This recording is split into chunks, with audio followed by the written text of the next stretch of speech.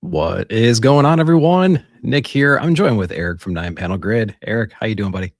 Oh, I'm still waking up if I'm being honest. I feel like I gotta do some vocal exercises. I gotta Peter Yeah, Parker procured a parachute. Okay, I'm ready. yeah. I'm good. Red leather, yellow leather, right? Yes. Trying to figure it out too. Well, man, thanks for joining me as always. Man, we're going to be pondering the poll. We're going to be checking out what is coming out soon in the month of March. So we're going to be taking a look at that. Let me put my overlays up. Good Lord. What kind of a hack show is this? An Incan Insights production, just so Be a you know. professional. Come on. It would it wouldn't be an Incan Insights production if we didn't have some kind of mishap like that. That's good. But we appreciate everyone joining us. We got some early birds in here already. We have Pete number 1 and Pete number 2 in here. I'm going to let you guys fight for dominance over the numbers right there. But good morning for both of you. We have Near Zero in the house. What is going on? Thanks for coming in. It's too early to pronounce that, man. There you go. Exerza. There you go. I think that was pretty good. That. Yeah, perfect. Thanks for coming in. Appreciate you. You don't go anywhere else to get a name butchered like that. I tell you that right now. Simpleton, what's going on? Then we have the L. What's up? Good morning. Morning. Good morning, guys. We appreciate you.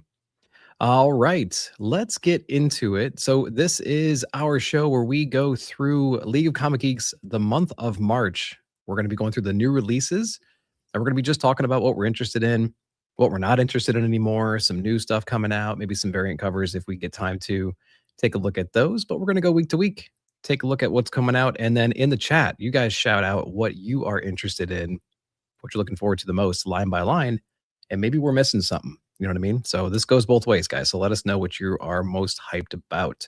Absolutely. So, yeah. So we're in League of Comic Geeks. We're in the new comics section. We're going to navigate to March 4th. We like to do no variants. We like to do regular and annuals. And we also like to do, I can never find it. Where is it? We also like to do the option for most pulled. Thought you were about to say your sponsorship with League of Comic Geeks started. Upgrade your account. Yeah, I know. There it is. Most pulled. So it puts the more popular books towards the top, makes things a little bit easier on our side, for sure. So we already got some. Most anticipated for me, DCKO number 5, Ultimate Endgame number 3, Superboy Prime taking over Mainline Superman, Ryan North taking over Flash at 31. Yeah, I know you're reading Superman. I was just watching your reviews before this. So you're reading some of that DCKO tie-in stuff. Yeah, it's been pretty good. I've been enjoying Superman for almost the entirety of Joshua Williamson's run here, and what he's doing with Superboy Prime is kind of making me a fan of Superboy Prime when I never was before. So he's doing things right. Yeah. Yeah. Right on. We also got Bobo in the house, one of the OGs what up, of Bobo? The group here. What's going on, dude? Good morning. Thanks for joining us. All right. Let's get started here with March 4th. Eric, man, take us away. What are you looking at the top row here? Some bangers. Well, I'll let you go ahead and talk about your love for Amazing Spider-Man. So I'll stick with the other ones here.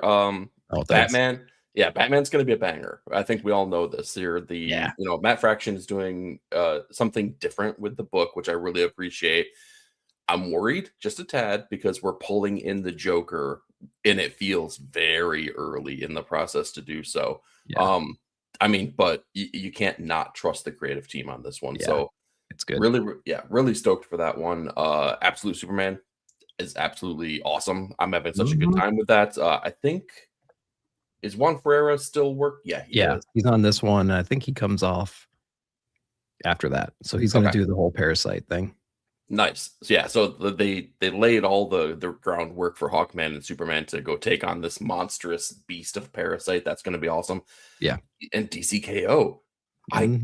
Okay, for for a big dumb fun event, it's checked all the boxes for like satisfaction for me. I've really I like it even more now. I didn't know this was the one. Yes. Yep. Yeah, it's checked all the boxes for me. I've had a lot of fun with it, and it's been exciting. And I even the tie-ins, man, like it's basically like just really worked out well for me. So yeah, I'm here for it. Yeah, I agree. Not reading Absolute Flash. I dropped off after the first arc. It just wasn't doing anything for me. If I feel like it's a book that I wanted to work, I just really wanted it to work, but it never ended up panning out for me. And then ASM is just in a really bad place, and it has been for a very, very long time. So I keep doing a temperature check every time it reboots or every time we do something different, but it's just kind of the same treadmill we're always on. So yeah, I'm interested in that, but I'm excited about Batman. I feel like the pace of Batman so far has aligned with the pace of Absolute, which is basically every 2 issues, let's just throw something crazy in it. A new villain, a new focus, a new that. It's like the pacing of DC Comics right now is so quick to bring people in and out. And I'm digging it, but I'm wondering what the long-term effect of that is going to be as far as like telling a story that takes 20 issues to tell. Who knows? Yeah, I don't know. That's an interesting perspective. Like, I mean, but it offers like, where do you jump on? Like anywhere, like, I mean, every 2 issues, you have a chance. On point. Yeah, so that's kind of cool. So I don't know. DC is doing it right now. Like, bravo to them. Yeah, they're making it fun. So we'll see how long that constant dopamine hit can work for. How about that? All right. You really should have given me the second row and taken the first one, buddy. I'm sorry. Ooh. This one's rough. So I'm not reading. I don't care about X-Men Annual or X-Men proper. I read Cyclops, which essentially was X-Men. Number 1. Batgirl, I didn't jump back into this one. I did jump back into Poison Ivy a few issues ago. And so I'm loving that. Taking over the mayoral seat or going to be challenging the powers to be. So that's actually a really cool one. Mayor Ivy starts here. I know you're reading Avengers, so I'll let you talk about that. But the only one I'm really interested in here is Poison Ivy. Yeah, well, and Poison Ivy, before I jump into Avengers 2, Takara comes back on artwork after having what feels like a wide swath of issues off. So that's exciting. The artwork has always been really good, regardless of who's on it. But like, having the OG back is definitely, oh my gosh, exciting. That's a great looking cover. There we go. Nice. Poison Ivy is a title made for variant covers. Like, some of the best covers. Yeah, that and Batgirl have really good covers. Yeah. So Avengers, I wanted to jump back in for a couple of reasons. A couple issues ago, Brian Michael Bendis came back to Marvel and did work for them again. So I wanted to check out the backup issue. And it's the end of Jed MacKay's run. And it started okay. And like at the end of it, it's making me rethink about the reasons I dropped it, because he's taking those ideas that he toyed with and introduced and reconceptualizing them and changing them and making them work a little bit. And it feels like a classic story. I feel like if you're a classic Avengers head, you're going to really enjoy this because it's got Roger Stern energy to it, right? But I can't say it's special, but like it's interesting enough. Like it's keeping me along for the ride just to see how he finishes things out. And I'm really kind of interested to see who takes over Avengers after this is all done, because no announcements have been made. That's interesting. Yeah. I wonder who that will be. Yeah. I remember when this run started, and I was reading it, and I'm like, oh, they're going to form a new Avengers team. And it was just like the movie cast. You know what I mean? It was like, oh, they're just going to cast the usual people. Cool. And who are they going to fight? Doppelgangers from space. It's like, okay, cool. Well, we're doing the same thing we usually do. Cool. All right. Exactly. Hey, good luck with that. Yeah. Nail on the head. Yeah. Purely a digital reader. Interested to see how they'll pull out pop-up hijinks in Batman #7. Yeah. That's going to be cool. They got a lot of threads going on with that, man. I mean, they have the mayor. They have GCPD that has some issues. They had this new guy going around killing some of the rogues family members that's trying to take over dominance in Gotham. Now they got this other new villain, this other new, mystical woman that's been coming around, and her name changed. I forgot what her name is, but we saw her in a couple issues ago. Now we got the Joker coming. Right? Right. So now we have like 4 or 5 villainous threads going on in that book, and we're only on issue 7. It's crazy. Just a lot of bit. crazy stuff. Yeah. Yeah. 100% fun though. Yeah, for sure. Flash, what's going on? Good morning, man. Thanks for coming in. Appreciate it. What up, Soup? Thanks for coming in. Appreciate you. Do they hold off until Avengers Armageddon or Armageddon Avengers? Yeah. I don't know. It makes sense, right? Like, I mean, why have an event only and a reboot happening at the same time? Yeah. But who knows? It's Marvel. Indeed. What about up here? I know you have a couple. Or one at least. Yeah, there's a couple on here for sure. Yeah. So Batman, Green Arrow, Question, Arcadia, not to be mistaken with just Arcadia. Yeah, it's okay. It's the last issue kind of like threw a monkey wrench in the whole process for me. But overall, I'm kind of enjoying it. It's the personification of Batman that like made me go like, wait a minute, what? Like Batman would really do that? Are you kidding me? Yeah. Artwork is astounding though, and I like the premise of the story for sure.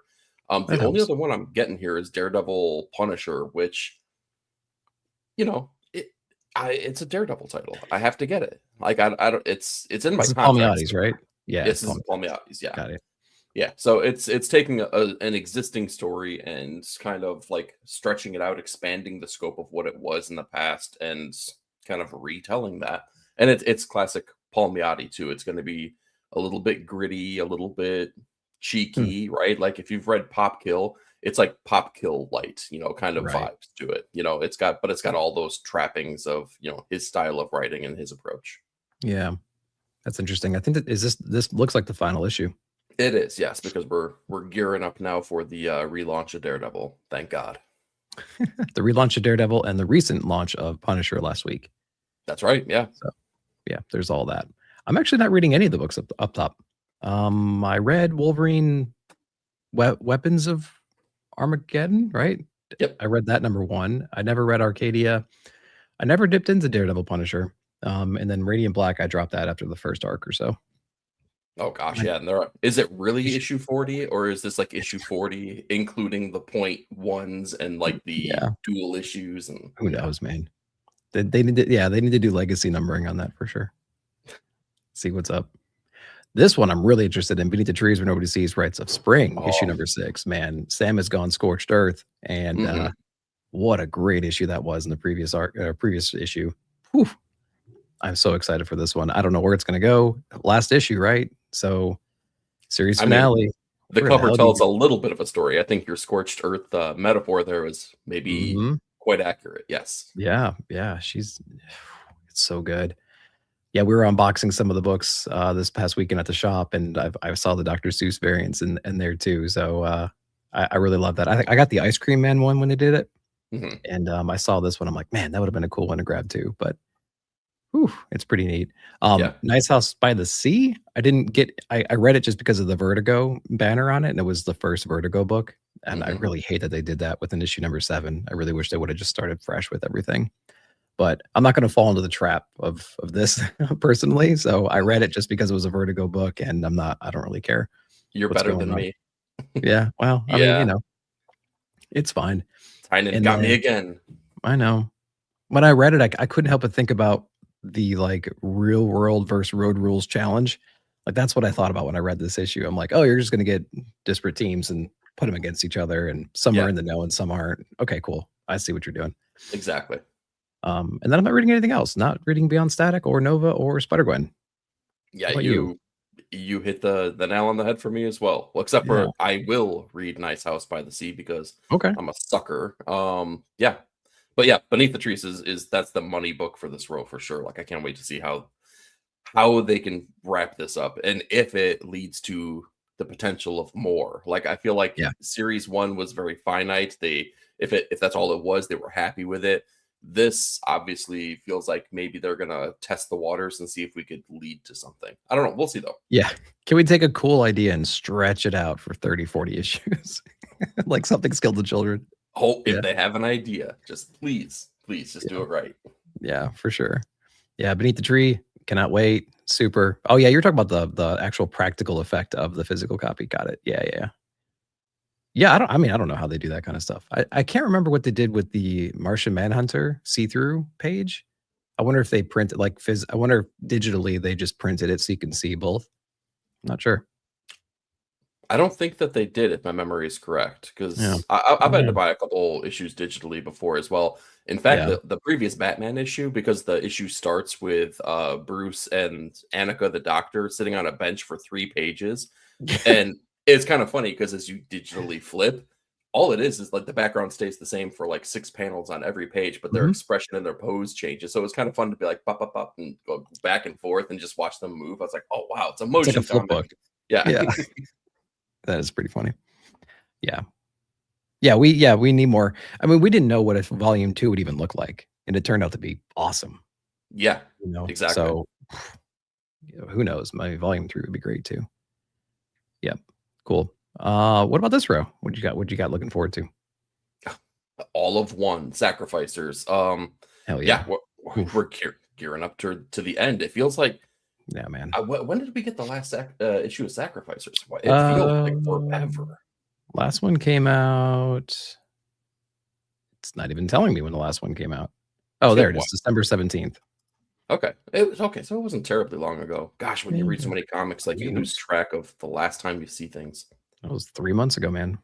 Well, I mean, yeah, we've seen worse. Yeah, we have. Yeah. So Sacrificers, yeah, like we're now in what we'll call the future of the comic, because we have Old Man Pigeon, we have Old Woman Saluna, who is acting as the god, and now everything's falling apart. And that's an awesome premise to see our characters in, because they've regained control. They want to do the right thing, and none of it's working. Yep.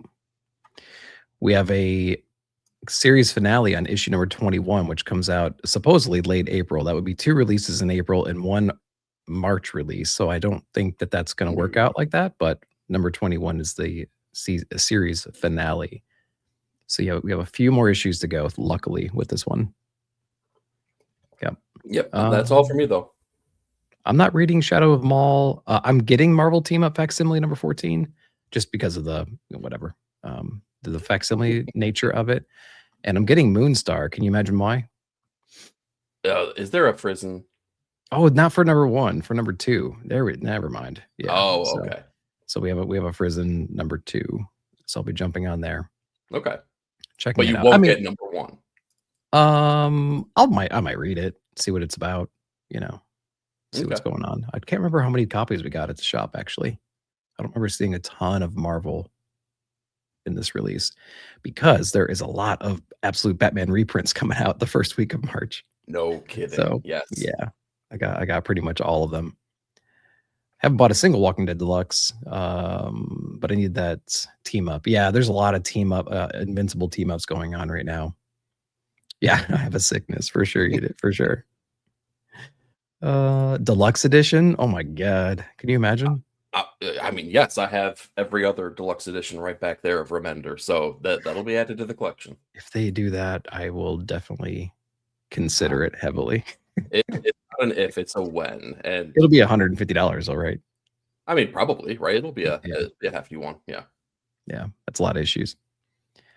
All right, over here, I am begrudgingly reading Twilight Zone.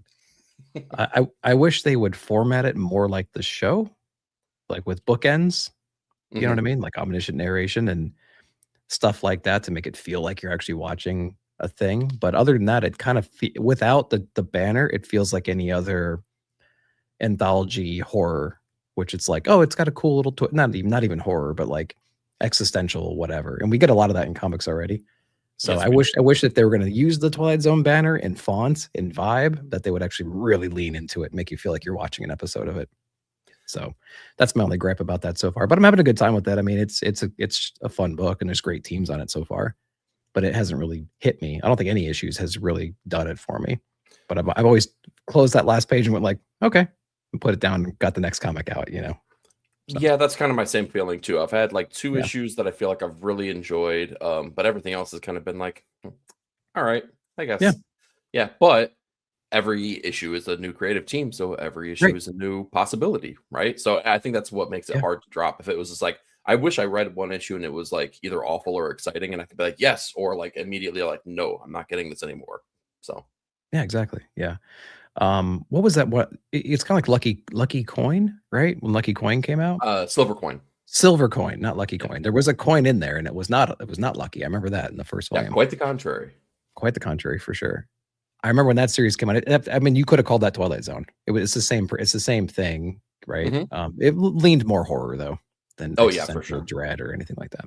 So talk about a series that did it right, because there was only a handful of issues that I didn't enjoy from that series. Great teams on it. Oh, that was so good. And maybe it was the consistency of the art too, because I think didn't Michael Walsh draw? Walsh did a lot of it. Yeah. Okay. Yeah, they had great teams. Oh man, I want that back. I love the connecting covers. Yeah, the connecting covers were good. I wasn't really I wasn't paying attention to that, because is Francavilla doing the connecting covers? I think I believe so. I wasn't really hip to that until it was too late. I'm like, oh, I got an A, and then I got a B, and then I got a B, and then I got another A. I'm like, God dang it! This is the first I've heard of it. I messed that whole thing up. Yeah. When is that coming back? Yeah, I don't know. I'm putting it out in the universe. Michael, hear us. We need it. While owning all the trades already, yeah. Slightly different sickness. Yeah. I keep on saying it. I've bought more trades and collected editions and whatever, and deluxe hardcovers. I bought more in the last year than I have in the last 10. So my shelves are definitely getting more full of trades and collected editions. Yeah.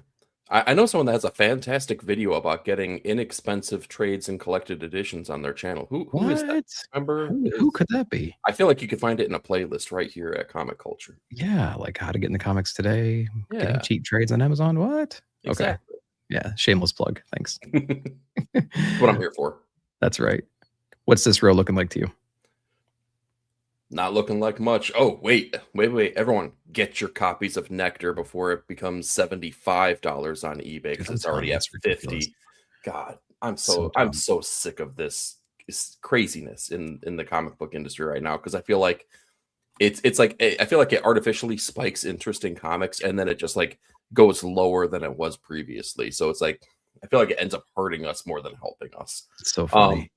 I'll show you guys. Keep going. Okay. Besides that, though, Lost Fantasy. I've been on that book since day one. I love it. Kurt Pierce is doing some really cool things with the blending of genres, particularly fantasy and crime. We're introducing new characters. We're like basically like offshooting into like spin-off books at this point. So he's really building a universe that's growing and expanding at this point.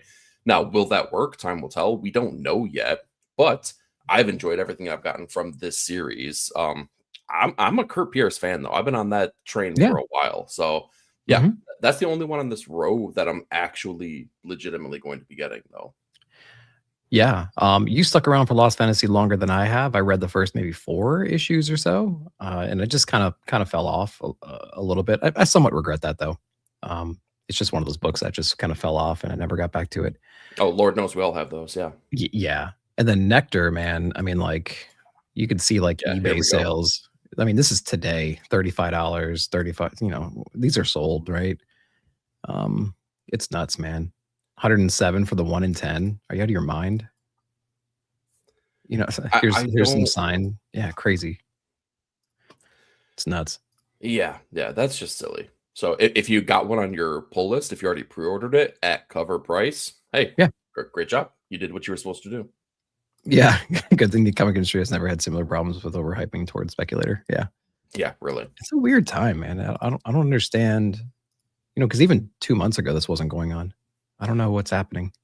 Well, and what? Okay, of the books that have been, excuse me, hyped up, who's interested in this that's not already into comics? I feel like this is, pardon my French, a circle jerk, right? Like, who's getting these? Like, besides comic book collectors and hyping up already existing comic book collectors that have, you know, money burning a hole in their pocket. It just seems so silly to me. Yeah. Because what it's not is the influx of new readers from the Absolute and Energon wave of releases. Yes. The guys that have been reading comics for less than a year. Like, it's not them going to Vault Comics and getting Nectar #1. Exactly.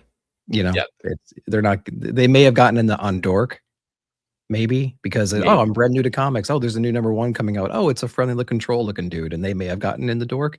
But even the print run was really small with that.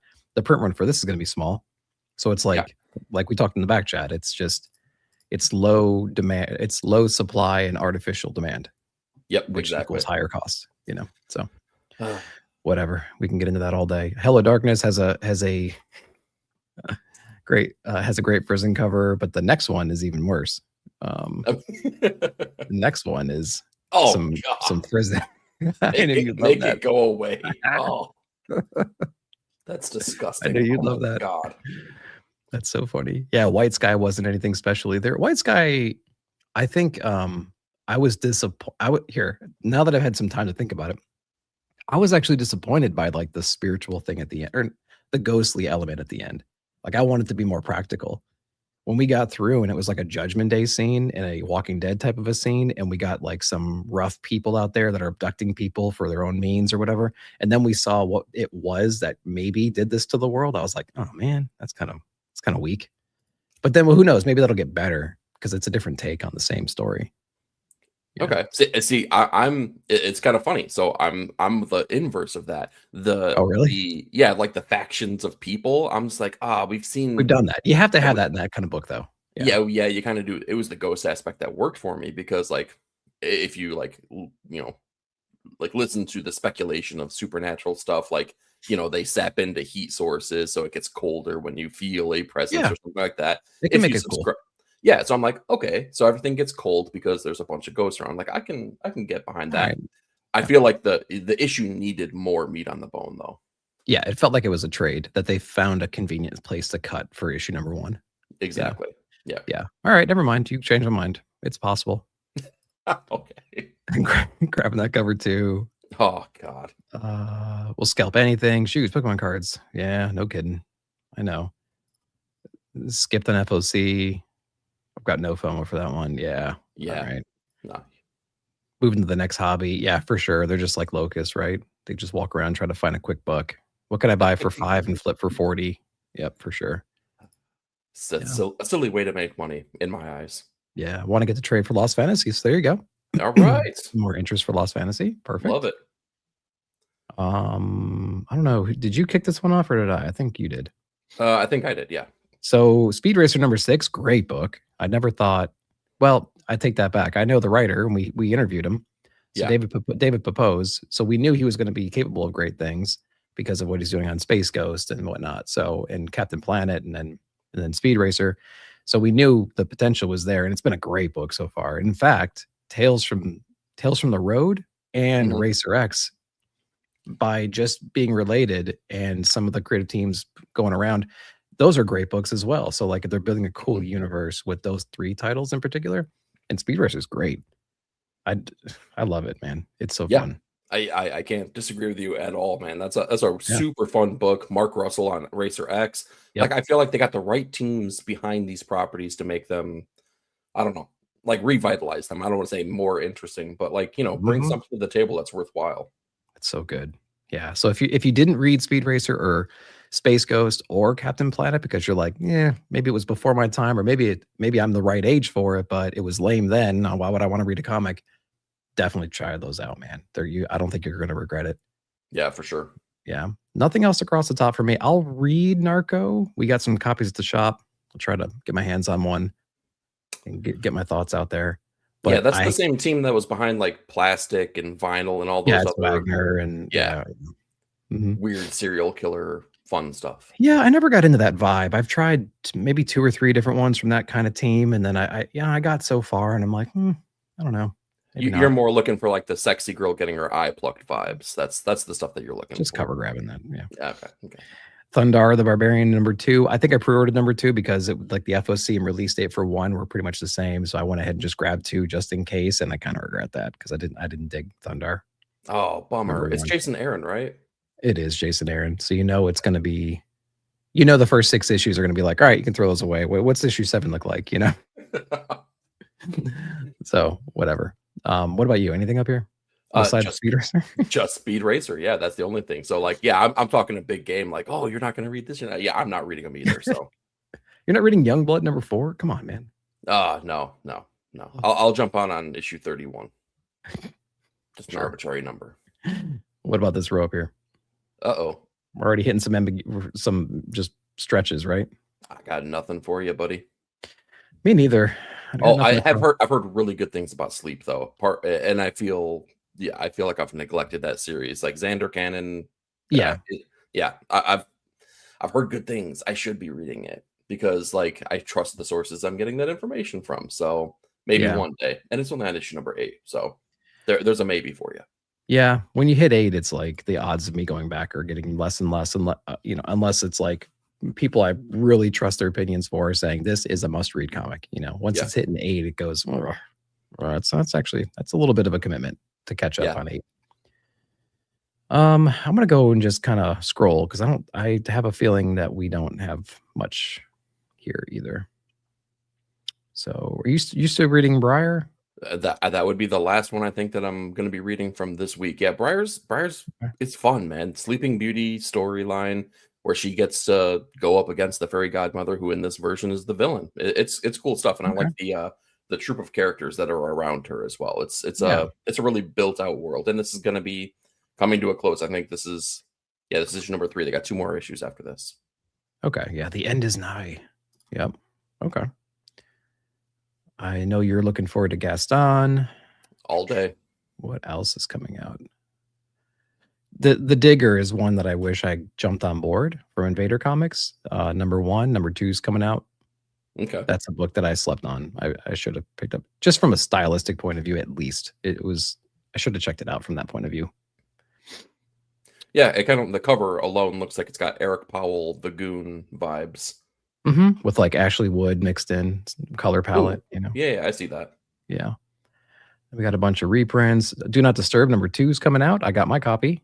They're playing around with some of the release schedules there, so just bear with the team. But Disturb, the first one was good, so the second one's coming out. I got my copy in this weekend, so I'll be taking a look at it here soon. Then we got a bunch of Panini stuff. All right, we're gonna go ahead and just skip ahead. Yeah, I think we're safe. All right, what's this row look like for you? Okay, Absolute Batman, dude. This is the second Poison Ivy issue with Eric Canetti on artwork.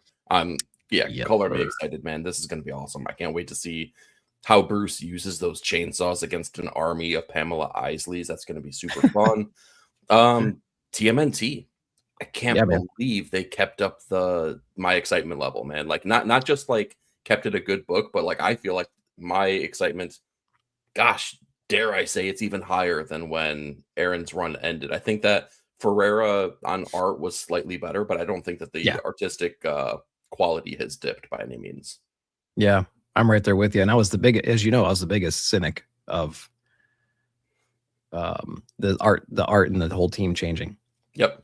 Yeah. And I've been pleasantly surprised. I read it and I'm like, okay, this is cool. They're keeping my interest up. And so that's all you can say. And a really cool twist, as alluded to in the cover right here too, as well. We got Raph versus Casey, kind of.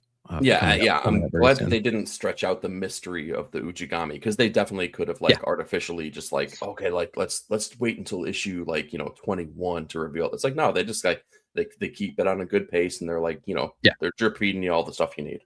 Yeah, and it is straightforward, that whole mystery too. Yeah. And at points I was like, oh, they're going to do a rug pull. And they kept it like real level, the whole time. It's like, oh, okay, it is that simple. Okay, cool. There is a cool spiritual world that he was in and that he was playing around with, and he was able to come back, but he's been possessed in the process. Oh, okay. All right. That it worked. Right. Yeah, totally. Batman's a great book. Not reading Green Lantern. Transformers I'm hanging around for. I love that Nakayama cover. Ooh, and Action, I'm not dipping in for Action, but the search for Superman starts here. Action Comics. I might check it out. 1096. Who knows? Interesting. Got Superboy with a mysterious ghostly hand reaching out for him. I feel like that's going to be a reaction towards the end of DCKO. Time will tell. I feel like you're right. Yeah. Yeah. All right. This one across. Let's see. Bleeding Hearts number 2. DC Vertigo. The Dennis Camp book. Man, great artistic talent inside the book, and it's gonna be an emotional roller coaster. I think it's not going to be super action packed. There's going to be moments, but I feel like I've gotten the vibe of this book, and I dig it. It feels like a DC Vertigo book, which makes me happy. Yeah. But also in that same way, it also feels like maybe the first zombie book that I can hand my kid and be like, I think you'll like this. Like there's something warm and heartfelt about it in a very interesting way. Yeah. Yeah, it's gonna be. Yeah, their vocabulary might need to be pretty good for their pretty good for their age, right? Like my vocabulary is in the morning with half a cup of coffee. Yeah, it looks pretty cool. Yeah. And then I'm not reading Black Cat or X-Men United or Supergirl or Spawn. So man, I'm really a loser when it comes to second row of popularity books. Yeah, but I'm equally a loser. I'm reading Bleeding Hearts on that row. Nothing else, nothing more. I know we got a few. Dan Mora's killing it on the art. Kirkman story is diving into layers. Yeah, I kind of agree. There's some stuff going on there. I've never been able to get my footing inside of Transformers. I've never felt comfortable inside of Transformers. I've been this far in, and I can't wrap my head around who's who. And now he's a good guy, or is he a bad guy now, or maybe he's on the edge still. And then you get a bunch of robots punching each other, and I'm like, I don't know who's winning this battle visually. That's where I'm at too. Yeah, like D-Dubs at least kept it accessible, whereas as soon as Kirkman came on, I feel like he was just like, okay, everyone knows the drill, so now we're going to expand the universe, and that's where I'm like, no, I'm out. Yeah, no, I need to be spoon-fed still. Slow down. Yeah. Yep. Ooh. Yep. Oh, geez, yeah, that's awesome, man. Yeah, Planet Comic-Con, that's great. Babo, hit me up. I was going to drop after the Energon after D-Dubs left. Now I'm going to get Dan Waters' Mask book. So much worse. Yeah. There you go. I know. I think Mask Ashcan comes out this week. So if your shop has any, you can see if they want to give it up. So you can look into that. Supergirl Ultimate what's happening in Superman proper. Yeah, I mean, they're all going to be, mixed up in a way. So who knows? They want that cross-pollination. They want you to read all the books to see what's going on. Yeah. Well, and especially if you read DCKO #4 and you kind of know what happened with that, it just makes sense. Right. There, I feel like each super title is going to have an arc where they're dealing with the ramifications. Yeah. What's this road look like? Emperor Aquaman. That's interesting. I don't know if I'm going to be around for it though. I think I'm done. I think I'm done with that title. But he's coming back. The reason we read this is because he was in it and it was good. We took a 2 or 3 issue break from that. Now he's coming back, right? Yeah. Okay. I stand by my statement. Yeah. Yeah. No, I'm good. I think you're good. Okay. Yeah. I might check it out and see what it feels like. I'm a sucker. I'll probably do the same, but like, yeah, you will. My sentiment is true though. I don't want to. In fact, wow, this is a pretty cruddy row for me. I got nothing. It's a pretty short week. I got nothing either. Yeah. Yikes. Dork #2. I'll be checking it out. Hopefully you guys got your #1 second prints, and because they're selling for $25 already. So there you go. The second print is selling for $25? Okay. All right. And the second print FOC was, I think, the same week as #1 dropping. So when people saw that it was doing great, they jumped on and got the second print. It may even have been the week before or something like that. The timing was really tight for that FOC for the reprint. Usually get a little bit of time. But I think Image was putting out some posts of like, oh yeah, it sold out at the distribution level pretty early, and then all of a sudden the second print sold out like instantly. I swear to God, I didn't wake up choosing violence. Violence was chosen for me through this conversation. This is so stupid. Anyway, Storm's awesome. Storm's awesome. I'll read it. I'll read it, but I didn't love the first issue like some people did. Well, you weren't invited to the tea party, so no, I was not. Take that. Well, it's a good thing because it was poison. So there. Oh, that's true. Actually, yeah, forgot about that. Yeah, I love Storm though. I think it's the strongest Marvel title that's hitting right now, man.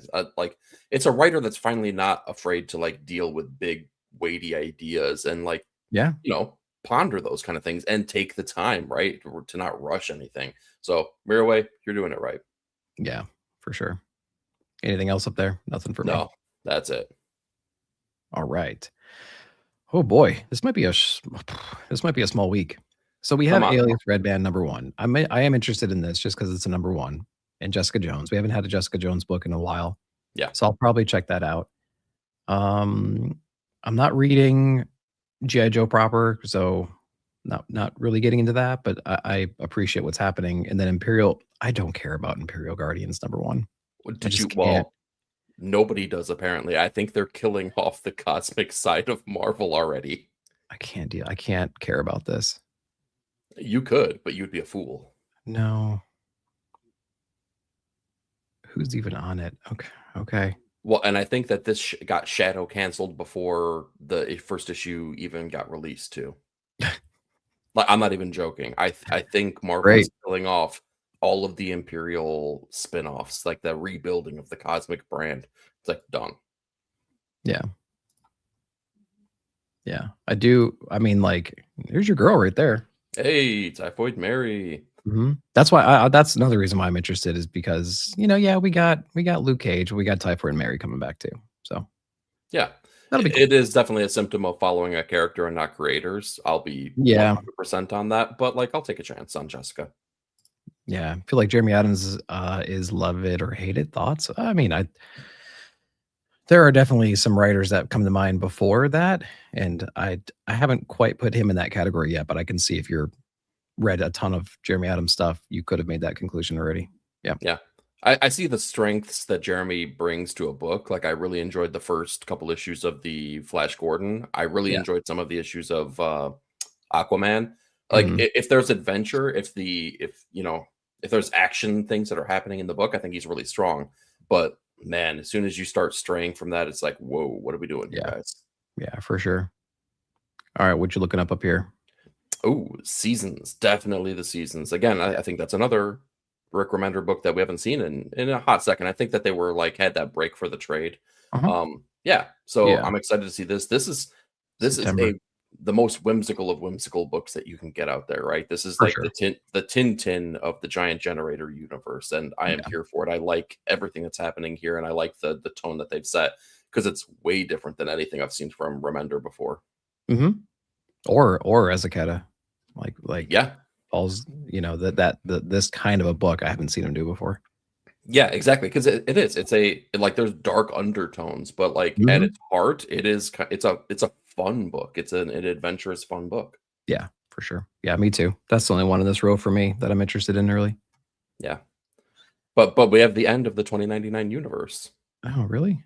Yeah. So over here, so we have Ordained issue #2. I finally got my third print, maybe third print of issue #1. Haven't read it, but I just have it. So there's that. Of course, we have Die Loaded issue #5 with Kieran Gillen and Stephanie Hans.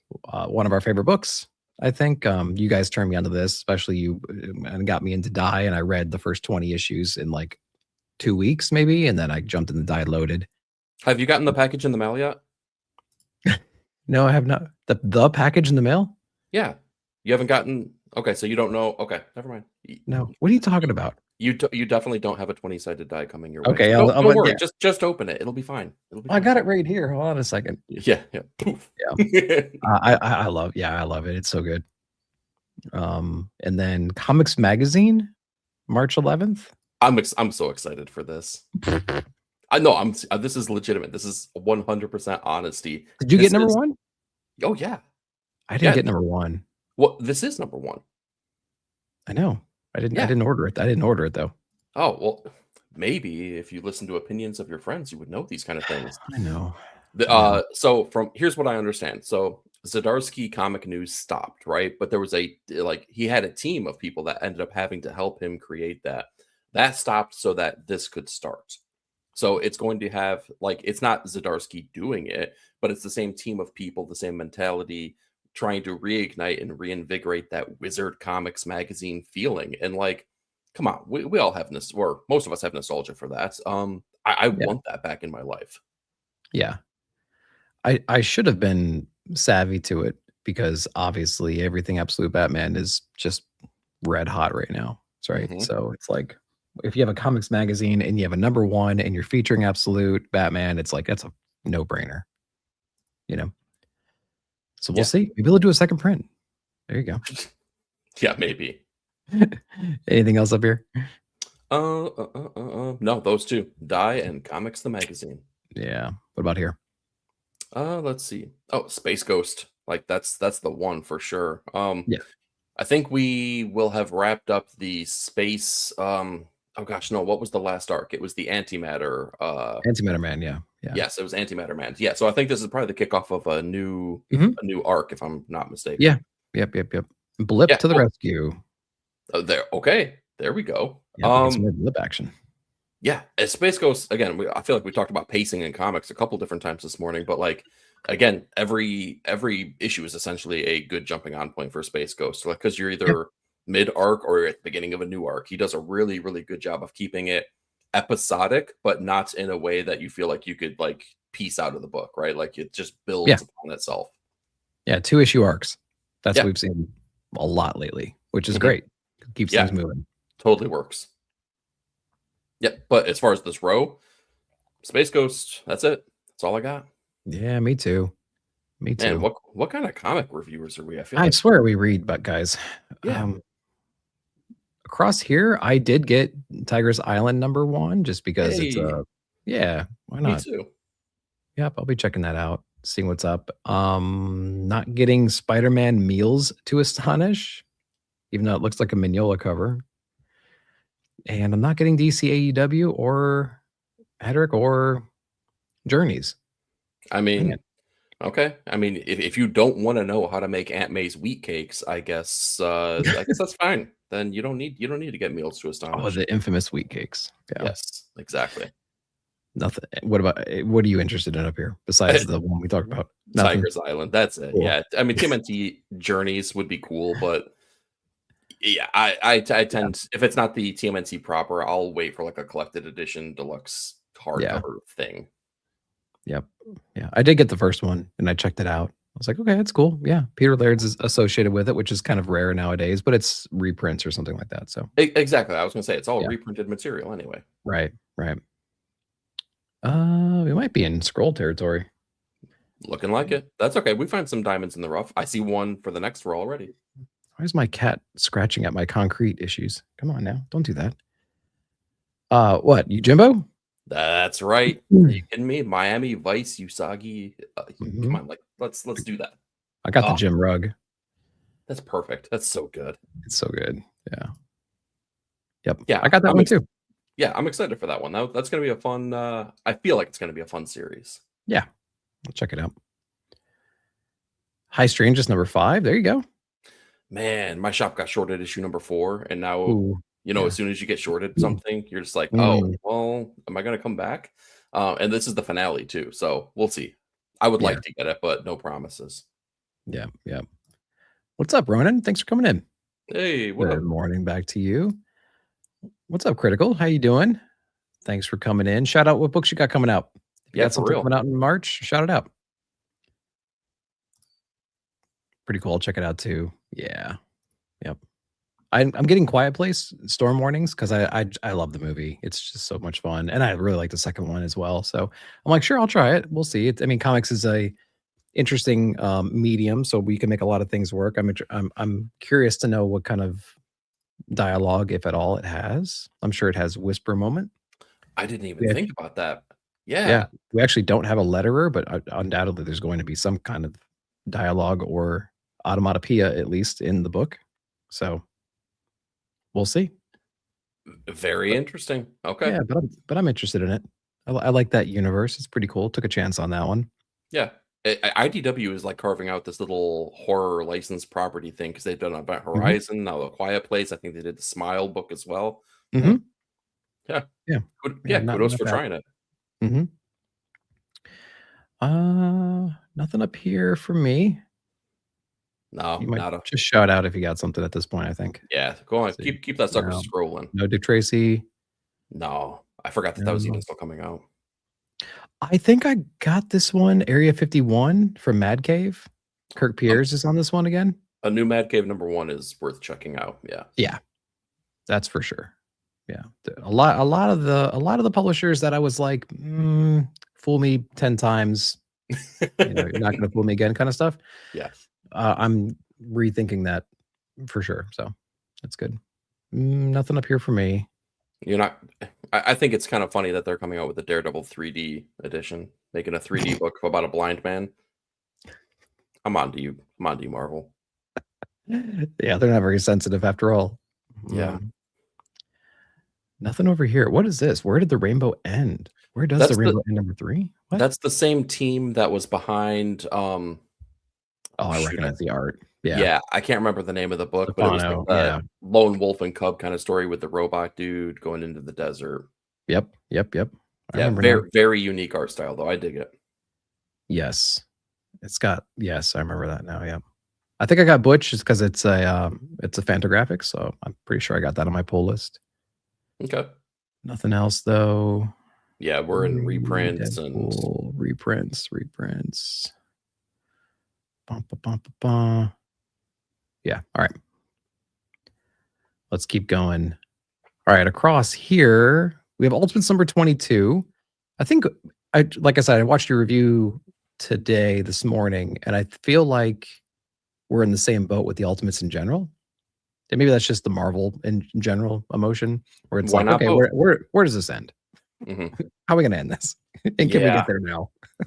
Yeah, it's a bummer because it's Dennis Camp, and I like his work so much. But man, I know. Like, yeah, even the greats can be shackled to death or edited to death, you know. So yeah, exactly. Just look at Rom and everybody else.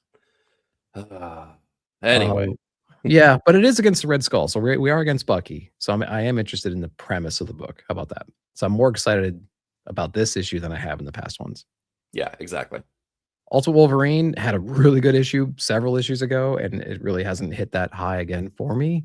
We had Lady Deathstrike in the previous one. I don't know where this book is going to go. It's several issues behind everything else in the run. Yeah, it's not going to issue 24. It's not doing the 2-year run. I know that much. Right. I think 16 might be the end. Maybe the Maker comes out and destroys everything, and Wolverine's the only thing left. And that's why it has more issues to go. And it's just going to end up with him at the end of the world. Just him strolling around.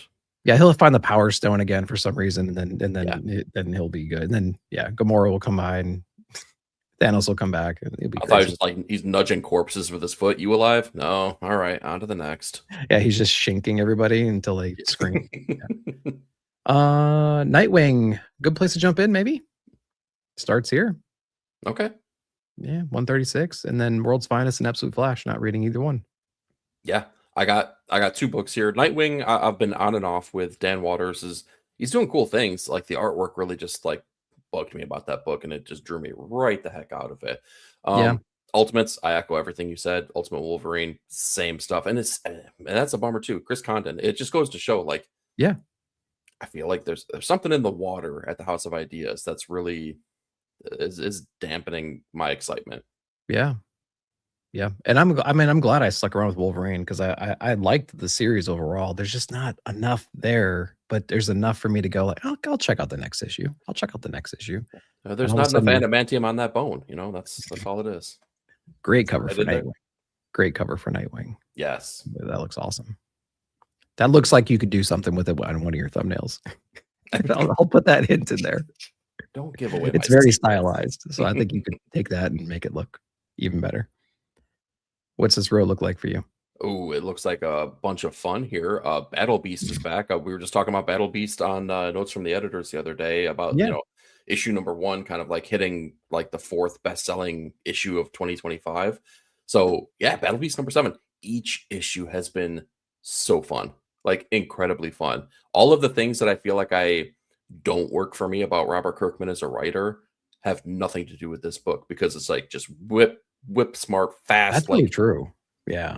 It's like there's no stakes and there's no background needed. It's just like let's just throw these toys together and have them battle it out. Yeah, and it works. It works really well. That's a great point. Yeah. Captain America. I jumped back on it. Yeah. And in Chip by Trust. So all you gotta say. Yeah. Okay. The last couple issues have actually they've been pretty good. It's a Captain America book. Someone needs to find a new angle for that character to really take it to that next level. Brubaker did it before. It can happen. I just don't know who that person is going to be to like really reconceptualize that character. Yeah, the worst thing, and I found this with Wolverine War for Armageddon or whatever it is. I remember I was like, I think we were talking about it in the back chats too. It's like if you find a character you're going to write for and your new number one's coming out, like write the top 5 tropes for that character, and then don't do any of those things. Listening to you and Stu in our back chat talk about the issue and then read the issue, and you guys were just like, check, check, check, check. It was hilarious. It was so funny. Yeah. Yeah. I'm like, don't, they always say, like, okay, when you're writing a story, think about, and you don't know where to go and you have different angles, write down the top 3 obvious ones and then pick number 4. Like, that's something that I learned from Ed Piscor, right? Yeah. When I was listening to the cartoon. They're like, don't do the first 2 or 3 most obvious things. Do the 4th or 5th one because it's something that the reader can't predict. I mean, that's a good general rule from a person that doesn't write. But it's like when you pick up a number 1 and it's Wolverine or it's Captain America, and you have like the top 5 things that you see in every Wolverine and every Captain America book, it's like, oh God. Okay. Actually, hold on. Let's back up and let's talk about that, because you just mentioned something that triggered a memory of mine, because I was reading a comment on your weekly review video, particularly about writing things, and you had the gusto to say you've never written anything, and I wanted to say, how dare you, sir? Because I know for a fact that you have submitted things over to a certain friend of ours, Mighty Keen, about a character that's been created for his superhero universe. Storyboarding. That's what I did. No, it was a fully fleshed out character to live in that universe. I remember this, sir. Oh, that's true. I maybe had read a little bit of what this Weren't we supposed to go back and make this? We were supposed to go back and do a lot of things. By the way, the newsletter for Q4 of 2025 of Ink and Insights is totally still going to happen. I thought we released it at this point. I forgot all about that. Oh my God. Yeah. We put too much on you to take care of all that for us. So yeah, no worries. That'll come out. We do need we need a graphic that scratches out 25 and put 26 and put like something sarcastic on there. I know you'll be good at that part. Yeah, we'll get on that, I'm sure. Yeah. Anyway, we digress. Yeah, Captain America, I'm not reading. Battle Beast, I'll be checking out. The rest I'm not reading either. Yep. Dang, that sucks. This row is pretty cool, though. I am reading Joe. Joe is amazing. I love Joe. We talked about how, for me, Transformers isn't really relatable even this many issues in. Joe very much is, and I'm loving that. Now we got Duke and Optimus meeting for the first time. That's going to be really cool. Yeah. Batwoman, I am so excited for. So excited for Batwoman. We have Danny on the interiors. We have Rucka. It's going to be great. I love all the covers. Not a Batwoman I'm super familiar with, because she was kind of phased out when I was getting into comics. Yeah. So interested to get back in for that point of view. But then Lobo, that's going to be really fun too. Can't wait for that. Yeah.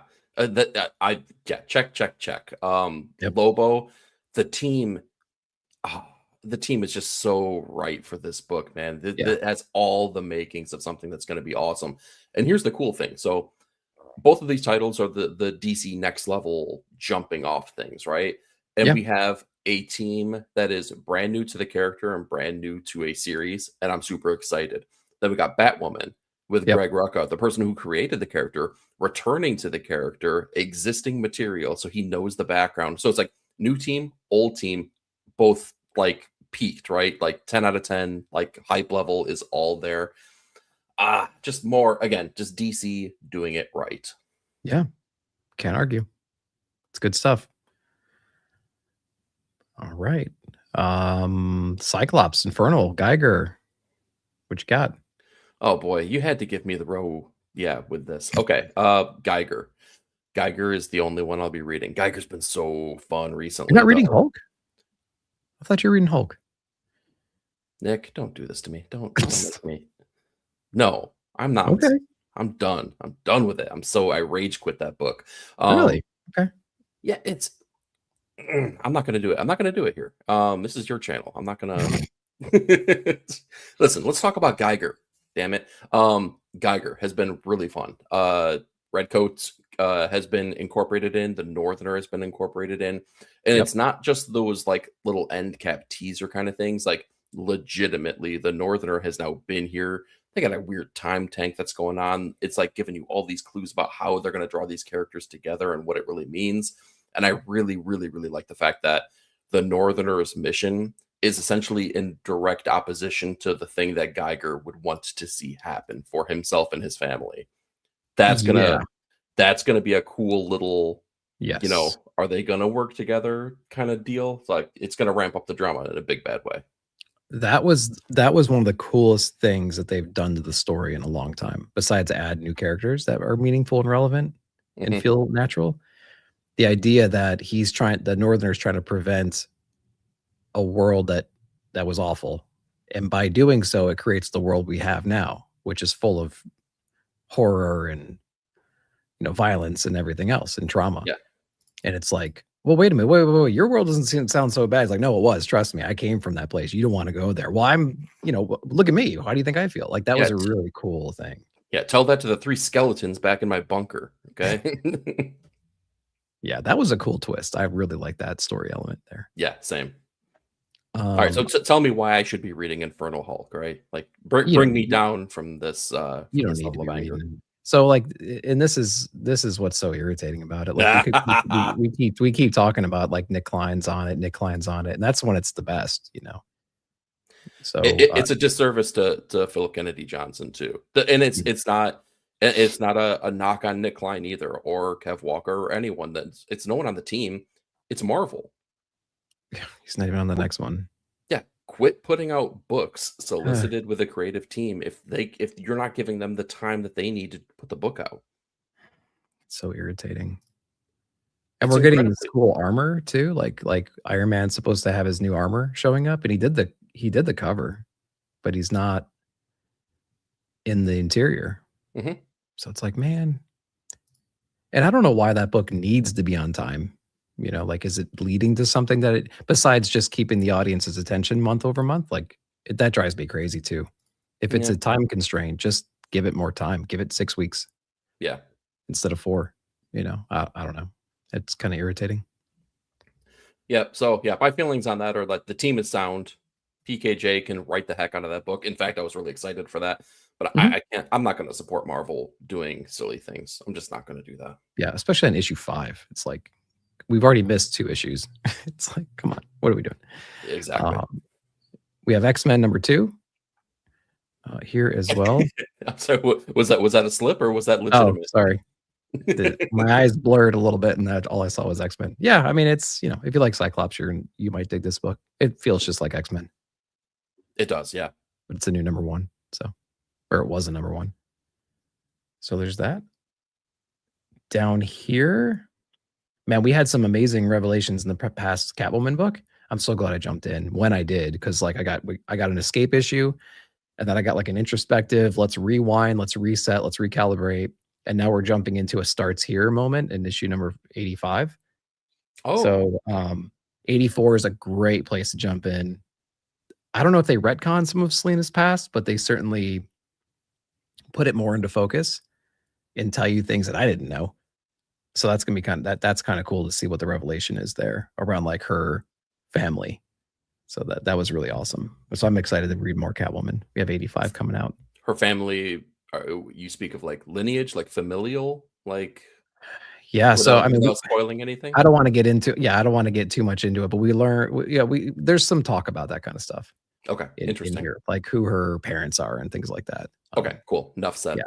Yeah, and we get some great variant covers as well. Yeah, it's a book that I'm glad I'm convinced myself to jump back on. And then we have Fleece on Deathstroke, man. That's gonna be really cool too.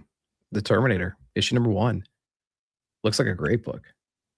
Oh, Carmine's on that book too. Cool. Got a Panosian cover. There we go. That's what it's about. Yeah, it's gonna be dope. Yeah, his recent interviews are really exciting too. He's excited about it. I can't wait for it. It's gonna be good. Yeah, I think. Yeah, Deathstroke is probably the only one I will absolutely get from this row. Catwoman, though, like, yeah, you talked about it, and I flipped through the issue 84. And I like the way that they were kind of playing with the year 1 time frame of everything, but I just didn't have a chance to circle back around and read it. I'm gonna have to now, though, especially with this like promoting itself as a jumping on point. Yeah, I'd read 84. Try to read 84 first, If you can get your hands on it, read 84 and then get an 85. Nice. Okay. 84 cool. Really helps. 84 is like, it's like a love letter to Batman Year One as well. Oh, you just got to, you got to read it. All right. Specifically the scenes with like when Bruce is walking down the street, like in Crime Alley or wherever he is, in the wherever boroughs, and what is it, Molly or Holly is getting into some trouble on the streets, and Selina comes down and helps out, and Bruce ends up getting shot or stabbed or whatever. Like it's directly related to that whole scene. Okay, nice. It's really cool. Yep. Up here, what you got? Uh-oh. I got nothing for you, man. What? Tell me why I should be reading X-Men of the Apocalypse #3. No, I don't know. I ain't got nothing for you. Yeah. You reading anything? Any of these? No Sentry, no Planet She-Hulk, no Walking Dead, no Ghost Pepper. Is the Sentry, is Paul Jenkins writing that? I don't know if I'm He is. Okay. It's the creator that made the character. Yeah. If I have time and if I have the I don't know, the space on my pull list, maybe I read that. It's a possibility, but honestly, it's low on the totem pole. Yeah, he's back, but so is the Void. Dun dun dun. He's a Thunderbolt, by the way, just to plug that movie. Reed Richards, Spider-Man, Kingpin. Okay. He can save everybody, but at what cost? That's a solicitation right there. Oh, okay. Well, that's interesting considering that Kingpin just got in the pages of Punisher. So okay.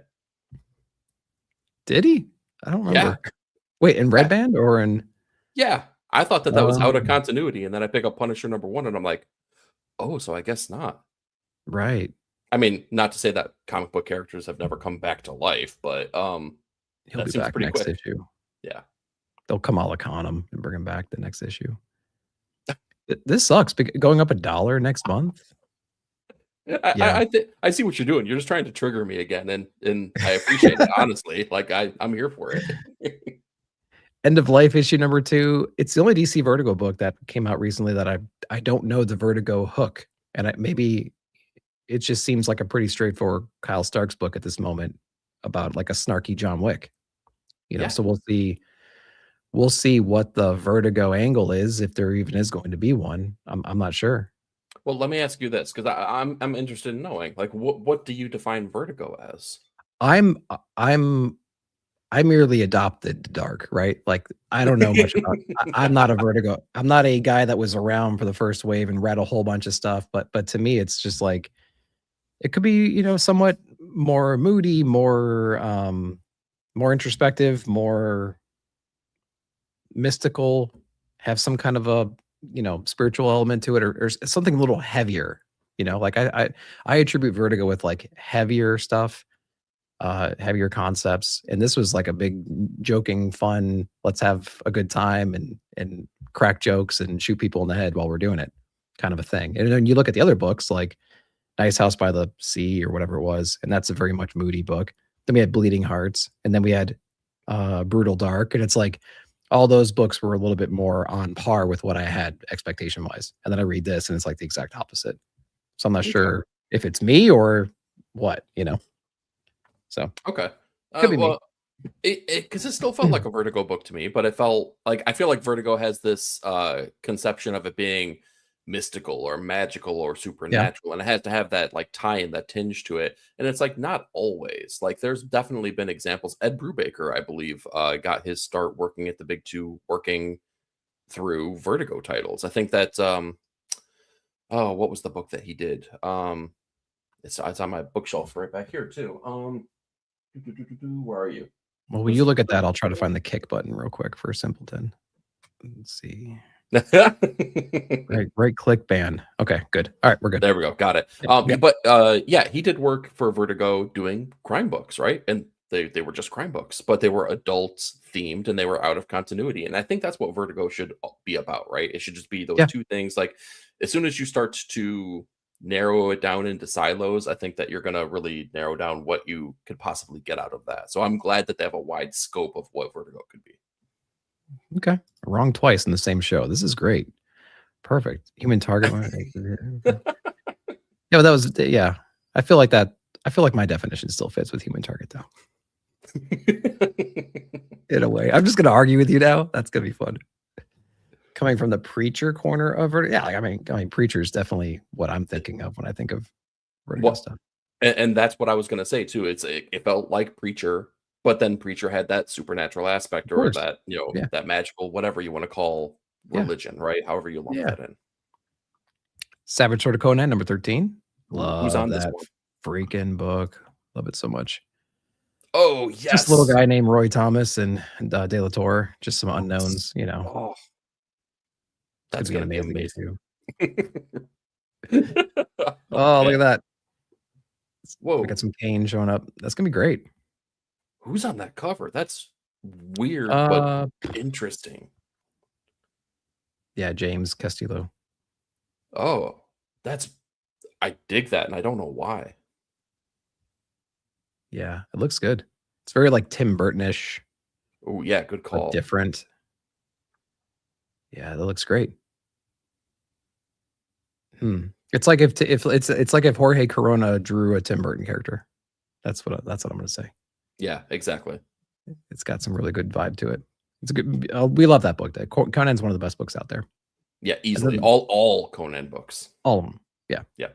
And then I don't think I'm getting anything else. I was reading Lucky Devils. I fell out though. It's just so dense, and it was just kind of treading what it was doing for 5 issues, 6 issues, and I'm like, I don't know. I can't do this anymore. Yeah. Hopefully those devils find their way to moving up the ranks though.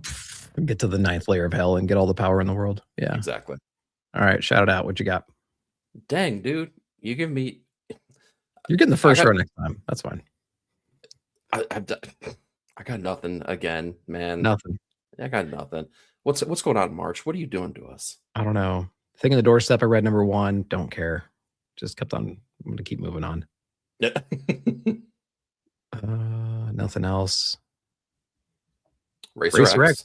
There you go. Yeah, we talked about that. Mark Russell doing some amazing stuff. Not reading anything else though. Russell Heiss is good. Yep. Shout out Greg from Bearded Comic Bro. That's his book. Yeah. There you go. Oh, yes, the best book that nobody knows what it's about. So it's Stained Heart. Okay, did issue number 3 did it do anything more for you? Because it definitely did something more for me. I don't understand the world still. That's my problem. I understand that and even the main characters, like the girl we started with in the beginning, she was just like gone this whole issue. Almost. I was like, I don't know anything about her motivation anymore. I forgot where she came from or what she was doing. I forgot like the people she was going up with, like the rebellion. Like I forgot all about them. I don't know what's going on with them. It's and I still don't know where the government has their freaking boot on the people's throat. Are you telling me that you can't relate to that right now, sir? Jesus. Yeah, hasn't impacted my day to day. Okay, but yeah. You're like, I got my coal. I'm good. I do this. I go to the store and I come home. So yeah, I don't know. It's a cool book. I just don't. I've lost some of the perspective, I suppose, but I'm still going to read it because it's fun. Yeah. Steampunk Coal Christmas Folklore. Exactly. That's what it is. That's like the best title. Yeah. Yeah, you need to get a blurb on the back of the trade. Simpleton, have you thought about starting a YouTube comic review show? Not that we need more competition, but No, we got enough of that garbage already out there. Yeah, no kidding. I take it all back, Simpleton. Stay in your lane. Making dope shit all the time. Night City, number 2. Hell yeah. Go. Man, it was so good. And issue number 1 was so good. I made it my pick of the month over at the Best of the Month show at Pop Culture Philosophers this past Thursday. And everyone seemed to love this book except for Greg. Well, it was only because he didn't read it, if I'm that's correct. Right. Yeah. Haha. Yeah, that's going to be a fun one. I'm really excited to see where they take that one. That's knowing Matt Kindt, like he's one to subvert expectations a little bit. So I think it's going to go one way and zoop, it's going to go right in the other direction. Nothing else up here though. No. I read Barbarian. It was pretty cool. I might check out number 2. Okay. It's basically that what if Conan lived in modern day, right? That's what it is. Yeah. What if Conan showed up all of a sudden in Times Square? and he doesn't speak English. Nobody knows where he came from. They throw him in jail. That's right. That's the premise of that book. I know that there's one more thing I'll shout out before we move on to the next week here. Yeah, we're in scroll territory. The absolute hardcover reprint comes out for a book that I think everyone should read and everyone could take something away from. Absolute Day Tripper. Day Tripper was an astonishing story, and to have it collected in like a huge, like, absolute format hardcover, I am super, super excited for. This is from let's see, Fabio Moon and Gabriel Ba. I don't want to give away too much, but it's about life, it's about death, it's about family, it's about all the choices you make in life. And let me tell you, like, we joke around about comics that'll change your life. I very strongly feel that this one did that for me. Nice. Not being sarcastic whatsoever. So make sure if you want something like that in your life, Absolute Day Tripper, it's on my pull list. Day Tripper, interesting. Okay. Yeah, one of the best comics I've ever read. Period. Big words. Okay, I'll have to check it out. That's not on my radar. I'll have to check it out. Okay. Final week. Take it off. You said you want some popular ones. Go for it. Thank God I got something to talk about. Okay, Absolute Wonder Woman. Dude, the last issue was really cool, and I like that we get Zatanna as the Suicide Squad member, who really just she wants to get her way, basically, and she uses Diana as a mechanism to get what she wants out of that thing, as opposed to just being part of this criminal organization or crime team, whatever you want to call it, right? Really enjoyed that. Absolute Martian Manhunter. It keeps toying with all these big ideas and like really messing with your understanding of the book. If you do understand this book, more power to you. I don't, but I'm happy that I don't, because I think it's more awesome questioning everything. And now we're bringing in the Uncle Sam aspect of it and what they're trying to glean or take from the Martian Manhunter. That's super cool. I can't remember who it was. I think it was, I don't see their name in the chat anymore here. Someone was talking about the Superboy, Reign of the Superboys. Superman, the title, with Superboy Prime taking over as the main character. Yep. It could be really good. And I'm here for it. I think that they've kind of toned down the meta-ness of that character to make it more digestible, and I needed that. So I'm here for it. Yep. Yeah, I'm anxious to see where Superman goes. I'll probably jump in. It's a good place to jump in with a lot of DC books because, the whole reset or whatever they're about to do for All In and Next Level and everything. So it'd be cool. Yeah. The only thing I think that would be a bad thing about jumping in on that is that you don't get Superman in a Superman book. Yeah. That's but true. We'll see. I don't know what's in those pages. Yeah, and we've had this. They've been flip-flopping for decades, so it's like whatever. We'll get around to bringing things back to normal. So they'll figure it out. But yeah, I agree. Wonder Woman, Martian Manhunter, great to and then Superman. Yeah, we'll see what it has in store for us. And I'm not reading Detective or ASM, obviously. So you had to throw that obviously in there. Obviously, where no one's reading that. Ultimate Endgame. We talked about Ultimate already. I'm kind of waiting for it to run out, see what's going on. No idea. Fantastic Four. I am getting just a cover grab, the Sway cover, because that's just dope. That is very cool. Yeah. It's very like Evil Dead ish. You know what I mean? I like that they're not even trying to change anything about the outfit that was introduced by John Byrne back in the 80s. They're just like, it's fine. Like, put her in some leather, like put some mesh in there. It'll be fine. Yeah. What if Sue was Spawn? What would that look like? But in Typhoid Mary combined, it's like, okay, well, let's see. And now I know where the what is it? The man who the new that Scott Snyder Joker that he created. The Joker who laughs? Yeah. Or the Batman who laughs? Yeah. The Batman who laughs. Yeah. Yeah, the Joker always laughs. What am I thinking? The Joker always laughs. Superman, Spider-Man, #1. Sure. The DC Marvel team up. We've had we had great experiences with the last team up that DC and Marvel did. Yeah, for sure. I mean, as many covers as you could want. So I'm sure there's an artist or a flavor that you would Vibe with?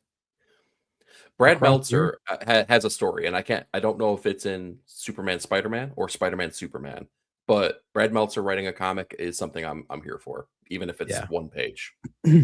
Oh, we got Jim Lee, we got all kinds of we got Steve Lieber doing some stuff, we got Delato and Hughes Great. and everybody, man. I'm excited. Arthur Adams, Art Germ, Scott Campbell. That's how you know it's a good book. So cool. What you looking forward to here? Wolverine running naked through the woods with wolves, baby. Yeah, man. Wolverine Armageddon Weapons of Armageddon. 2. Weapons of Armageddon. Yeah. Yeah. Hey, they've checked all the tropes, so they can't use any more of them at this point, right? There's probably one or two we haven't thought of yet. Dang it. Okay. Yeah, maybe he gets the adamantium pulled out of his body. No, if we see bone claws in the first 3 issues, I'm gonna be pissed. I swear to God.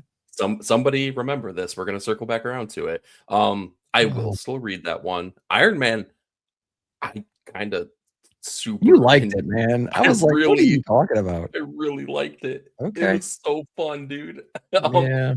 Dude, I think it's Joshua Williamson playing on the strengths that he has as a writer and using a character that doesn't get the spotlight all that often. I feel like nobody has a fresh take, and maybe Josh does. Yeah, I guess. Remember we were talking about writing a list of things that you shouldn't do? And I was like, okay, they didn't bankrupt him, which is fun. He's not fighting with the board, thank God. He's not back to the bottle, which is great. It's like, oh, now he's fighting people that want to make clones of himself, essentially. It's like, okay, got it. So I knew we were gonna do one of them, you know. Come on, that's not an idea that they've toyed with. They've had people steal his suits and make his suits, but they've never tried to make the man. Sure. That's different. They didn't try to replace him in some capacity, just generally speaking. Yeah. Not gonna bathhouse, baby. Bring it. Oof. I don't know about that. Best at what he does in the first. Probably. Oh crap! That's probably did that. Yeah. I think every first letter of every speech bubble spells that sentence out as you go through the whole issue. So yeah, I think that's right. I don't know if I'm putting this on the issue, but I think he may have said it when they were in the bar. Doesn't she come in and say like, "Oh, you're drinking, best there is at what I do," something like that? Yeah, of course. Yeah. That's hilarious. Anything else? No, that's it. That's it for me. Punisher number 2, you sticking around? I probably. Will. Yeah, like I mean, Punisher number 1 it was just a buy the books Punisher book. I mean, and that's not bad. I just don't know. Again, so same thing. I don't know what you do with that character to make them exciting, because last time we tried that, it was really good, and everyone else was like, "No, bad, Marvel, don't do that." How dare you make him drink the Kool-Aid and then fight the power that be, and then yeah, exactly. So I don't know.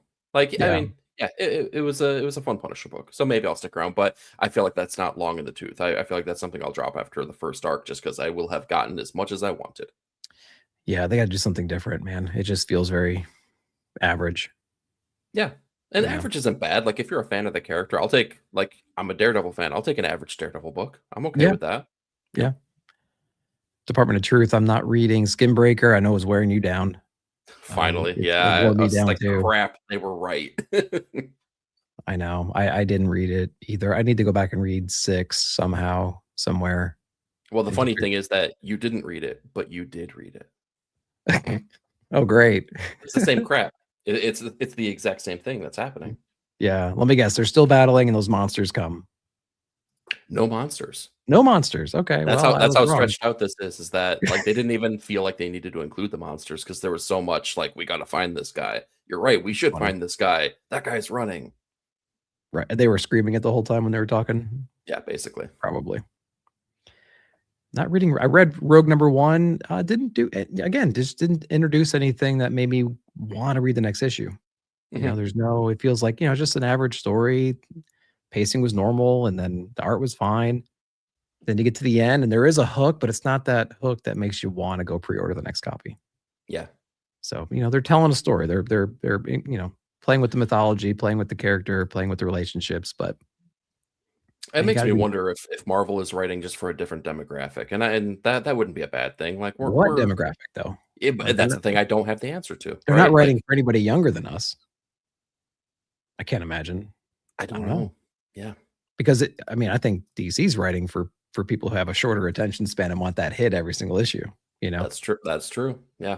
So I don't know. Maybe it's just our brains have changed over time and we just expect more chaos, you know? I don't know. Maybe that's it. Yep. What about here? Another Punisher book. Like, I think this is the end of the Palmiotti, Right. Dan Panosian Punisher. So, like, yeah, I gotta see it through. See how Frank. I mean, he's not the zombie version of himself anymore. So now it's going to be, mass destruction kind of issue like that. That's going to be fun watching Dan Panosian do that. If that's what they'll do, and if they don't do that, the title says Punisher. What are you doing? That's right. Hey, Sleepy Damien, what's up? Thanks for coming in.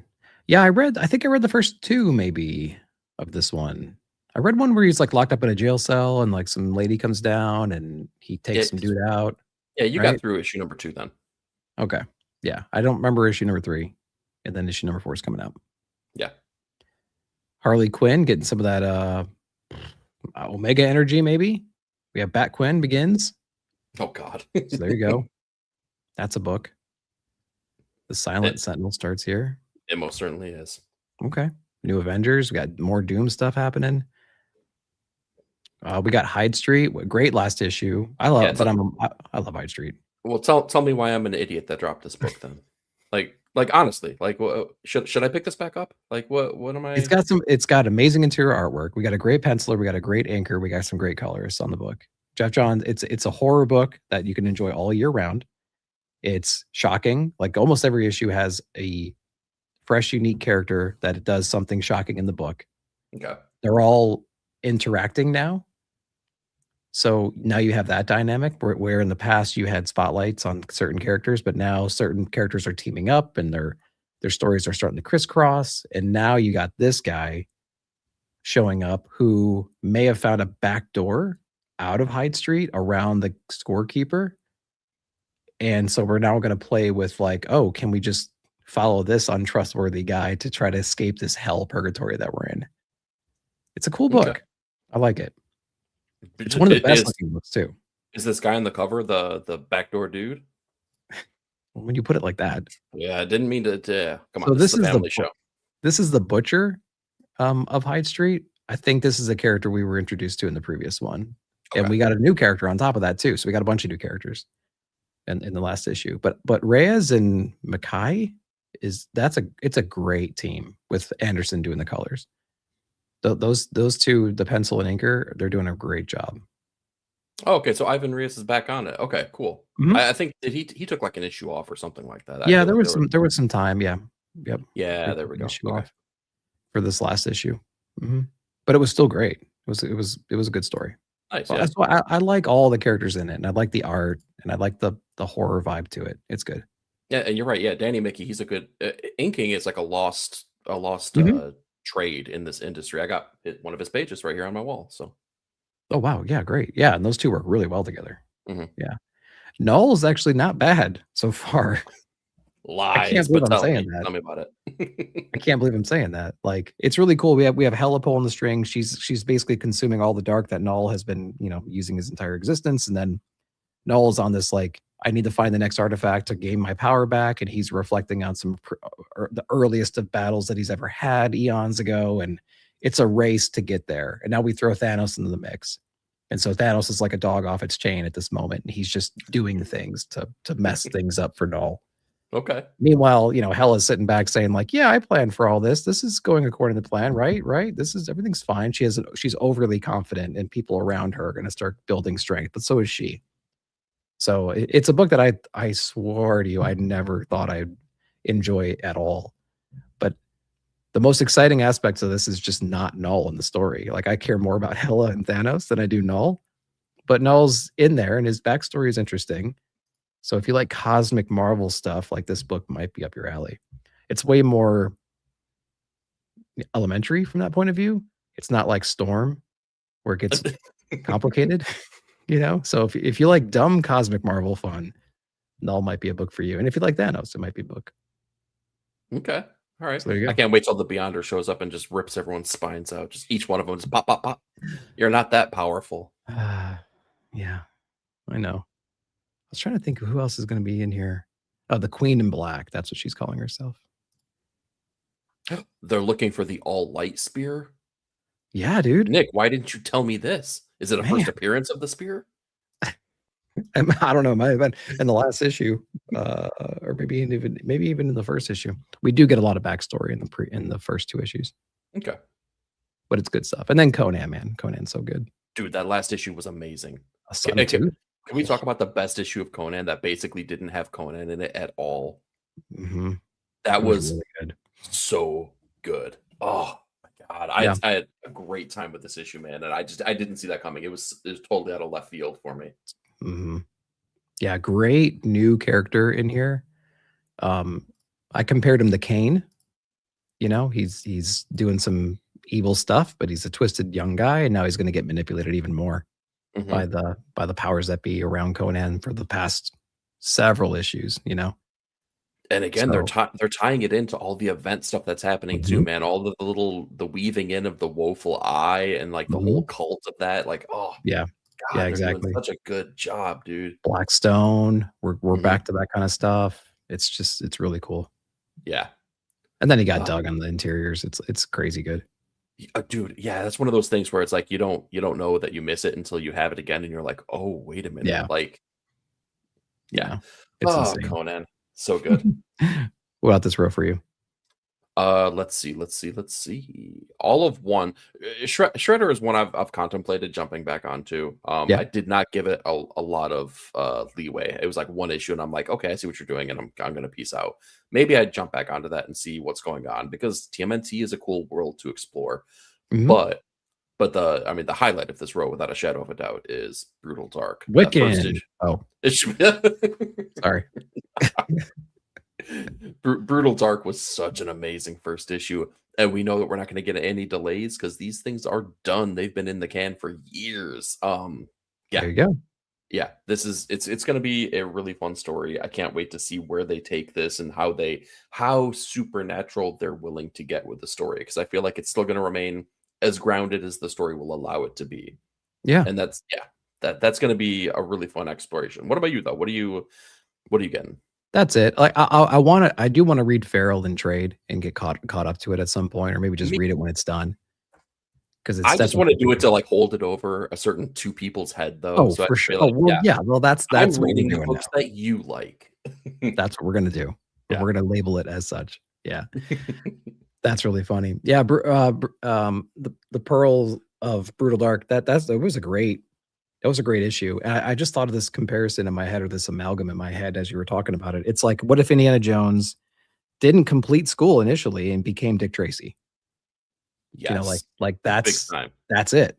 But he didn't let go of his previous passions, but he became Dick Tracy out of necessity. You know? Yeah, exactly. So, and then he's going to get pulled back into his previous life's type of a thing. Right. So really good first issue. I really enjoyed that one. But yeah, that's about it up here for me, though. Okay, yeah. I didn't get the 10 first appearances in Generation X-23 number 1. Maybe I should have. The other clones of Laura Kinney. Yeah, we have X-19, X-21, X-35. Yeah. Nothing up here for me. I know you're reading Minor Arcana still.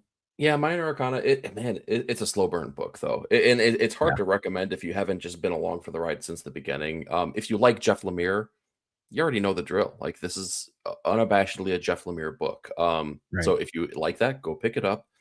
Person can tap into this dreamscape and kind of see dead people and futures and pasts and all this kind of stuff. And she's messing things up because she's a very imperfect person. I think this is going to be the end of the current arc that we're playing with, and I think it's going to take a break after this. Interesting. Might be a good time to catch up then. Exactly. Yep, I've been neglecting the chat. I'm so sorry, guys. Yeah, so Sleepy's didn't land with Hyde Street. That's fine. Yep, one of the most anticipated books. Yeah, it's a book that we got both sides. Right. Sister was an excellent addition. All right, Damon, you're outnumbered. Sorry. I'm right here, Nick. No, we're even again. Dang it! But then I liked it, so screw you. Wait, damn it. How'd that work out? So Brutal Dark was awesome. Pleased with the Feral trade. Sure. Hayden's cover was great. I already said I wanted to read it. I gotta check it out. I actually did read like the first 3 or 4. I just gotta jump back in. Pete, you are absolutely right. Hayden's cover for Brutal Dark was chef's kiss. So good. Which one did he do? Go check it out. It's real good. Ooh. Yeah, see? That's really cool. Yeah, but that makes me want a Danny cover then. Because it's got that same vibe. Is that a bad thing? No. Well, yeah, it doesn't exist. Yeah, so it is a bad thing. Okay. I like his work on JSA. Yeah. Heads up on Flash. You're welcome. Okay. I don't know what I did. Okay. What did we do? Oh, Flash gave a heads up on Flash. Got it. Got it. Yeah, I'm glad you guys are talking to each other. Take some of the pressure off. There you go. Roscoe. Hey, Roscoe. Thanks for coming in, man. Always a treat seeing you in person whenever we get to over at the cons. So thanks for coming in, dude. Appreciate you. The Brutal Dark logo. Yeah, the Brutal Dark logo is great. It is. It's so good. On my list. Yep. Is everyone shop calling the canon book Brutal Dark and putting it in the B and not P for? Dude, I hate the name for this book. It's so freaking long. Because I just call it Brutal Dark because it's easy. Yeah, exactly. That's what I do too. Yeah, but it's like it's yeah. The Perils of the Brutal Dark and Ezra Kane murder mystery, something. The Peril of the Brutal Dark. The Peril of the Brutal Dark. Just doesn't roll off the tongue. Yeah, Brutal Dark. And then an Ezra Kane that like the character isn't Ezra to me yet, you know? So I'm like, Ezra, what are we doing? Okay, he'll get there. Yeah. He'll earn the moniker his parents gave to him. Yeah. White Sky issue number 2. We're going to see if the hype continues. I have a feeling it will for probably 3 issues, maybe 4. And then I think things are going to level out. Mm-hmm. I want it to be an amazing story. It hasn't quite hooked me just yet, but just the overall excitement about it, it's hard to deny and not want to read issue number 2. So we're going to be checking it out. I want the book to blow me away though and not feel like a trade that's been chopped up. So we'll see. I don't really care about First Foes. Fan of the Opera, I'm interested in. I know you had your concerns about the book from just, not being super familiar with the property, and then some of the art as well didn't quite meet your expectations there. But I'm still interested in it. I might want to go back and watch the movies though to give myself some more context before I really dive more into this book. Yeah, if I knew the characters, I feel like it would be easier, but Martin Simmons does not care about distinctive characteristics on a person's face. So there was plenty of times in this book where I'm like, who is talking right now? Who said that? Are you Raoul? I don't know you. Yeah. And they do certain things where like they switch the scene on like a page turn, or maybe even not, and then 2 other people are talking. You're like, wait, is that the same 2 people from over here? And it's the detective or whoever it is. Oh, he went to like some hidden brothel or something. Like, what are we doing? Where are we? Who are these people? Exactly. Yeah. So I guess maybe the best version of this is like the 5th time you read the first issue. Yeah. I dug the interior artwork too. It was good. Yeah, it had a David Finch quality to it. Like it felt like Top Cow. Yep. Yeah. My shop had under the P section. Yep. Make sure to hit that like button. Thank you, bud. I appreciate it. Anything else up here? No, that'll do it. Let's get this rolling here. Psy, man. Psy? I say Psy. Is it something else? I don't know. No, I think it's Psy because it's supposed to be Psylocke. Well, exactly. That's where I was pulling that from. And I'm like, I think someone tried to correct me. And I'm like, I don't think you're right. And it's a play on the weapon as well, isn't it? Like Raphael's Psy. I suppose I just did it because of Psylocke, but yeah. I actually like the book. It's fun. It's just like it's a fun book. I like it. I like her bouncing around dimensions and being overly confident and getting her butt kicked in the process, and then coming out. You were talking in your reviews about the art changes as well, and how they use a mechanism to make that work in a really effective way too. Which Ooh. Yep. We got Mike DeMundo coming up. But in the previous ones, dude, we had Assad in here. We had some really great. We had Bustos. I don't know that one. And we had some really cool usage of that, design. Well, Whatever series there was, like, we were 8 issues behind on, I said, like, maybe I'll catch up. Well, forget it. This only has 3 issues. Psy is immediately higher. Sleep? Sorry, Sleep. We're Yeah, gonna sleep on you some more. Yeah. Bummer. What else up here? That I had nothing before. Now I have something, so thank you. Nothing over here for me either. Oh, you don't know what's going on in Kunlun? Okay, moving on. Here, take this one. There you go. Oh, okay. Yeah, the Florida Hippopotamus Cocaine Massacre. See, we talk about, long titles. That one just feels right. It just flows right off the tongue in a excellent way. Dude, super fun first issue.